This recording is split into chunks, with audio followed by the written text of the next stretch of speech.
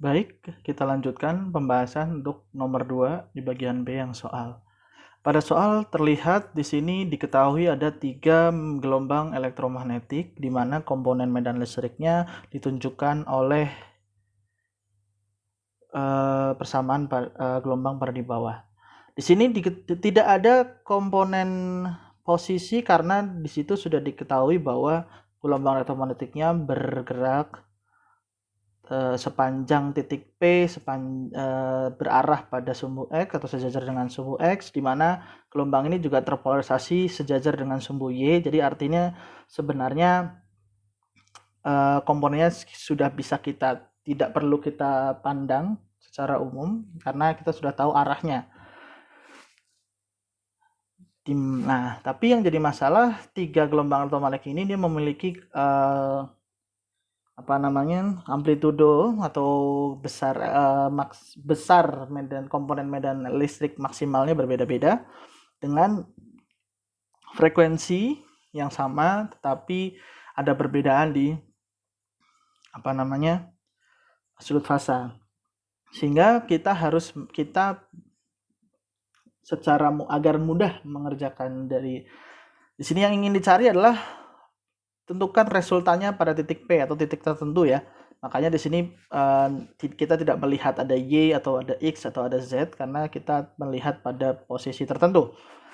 Ya, nah yang ditanyakan adalah resultannya. Di sini karena amplitudenya berbeda, maka agak sulit kalau kita mencoba mengerjakannya secara analitik, maka kita akan mengerjakannya dengan cara metode fasor. Nah, fasor itu untuk sedikit mengingatkan, jika ada gelombang Y dengan bentuk Y, M sin theta dengan theta apapun, kita bisa gambarkan fasornya dalam diagram di mana dimulai secara acuannya adalah sumbu horizontal. Ini adalah fasornya di mana panjang dari panah yang kita gambar dalam diagram fasor itu adalah YM maksimum, sedangkan sudut bukaan dari horizontal itu kita terjemahkan sebagai theta. Artinya dengan definisi seperti ini kita bisa gambarkan masing-masing E1, E2 dengan E3 dalam diagram fasor. Ya, seperti gambar di bawah ini. Yang pertama E1 dilihat adalah dia punya panjang 10 mikrovolt per meter dengan sudut fasenya 0 ya. Sudut fasenya 0. Sudut fase tambahannya ya, maksudnya kita definisikan di sini sudut fasenya adalah 2 kali 10 pangkat 14 T ya. Kita definisikan ini sehingga yang kita gambar itu bukan sudutnya adalah sebagai tambahan sudutnya. Karena kita definisikan garis ini adalah garis fase ini. Kenapa kita pilih seperti ini? Karena kalau kita gambar sesuai dengan yang ada pada soal, maka kita harus gambar dia ada bukaan tertentu sehingga akan menyulitkan kita untuk melihat. Oke, yang kedua, ini S1 ya. S1 maksimum.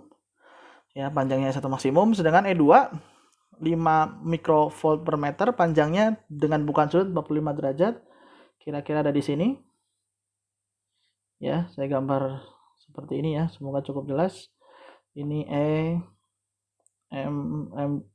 E2M dengan sudut bukaannya 45 derajat. Lalu yang satunya ada di bawah sini. Ini juga 45 derajat karena minus ya, maka dia kita tulis ada di bawah. Nah, ini panjangnya adalah E3M. Nah, untuk mencari resultan maka kita harus operasikan ketiga vektor ini ya, dalam diagram fasor.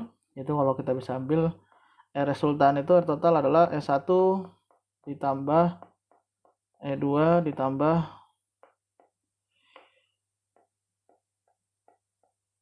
E3 ya. Nah, sehingga caranya adalah kita gambar dulu E1 ditambah dengan E2, lalu kemudian hasilnya ini kita tambahkan dengan E3. Ya, kita gambar satu-satu. Ya, harus lurus sebenarnya biar menggambarnya bagus. Ya. Oke. Pertama kita gambarkan yang S1 itu arahnya ke sana ya, sejajar dengan ini S1M. Lalu kita tambahkan dengan E2M di ujung di sini, kita tambahkan dia dengan bukaan sudut 45 derajat ya, sehingga tambahannya adalah ini, hasil penambahannya adalah di sini S1 tambah E2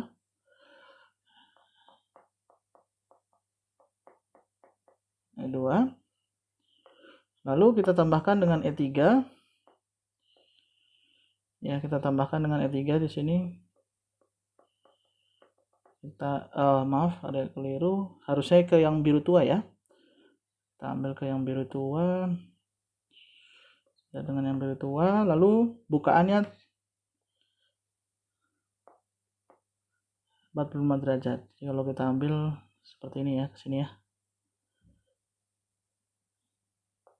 mungkin kurang jelas, saya gambar lagi ke sini. Karena ini 45 derajat minus, karena kita ambil acuannya di sini, karena minus ya muternya searah jarum jam ya ke bawah sini, sehingga kita bisa definisikan ini,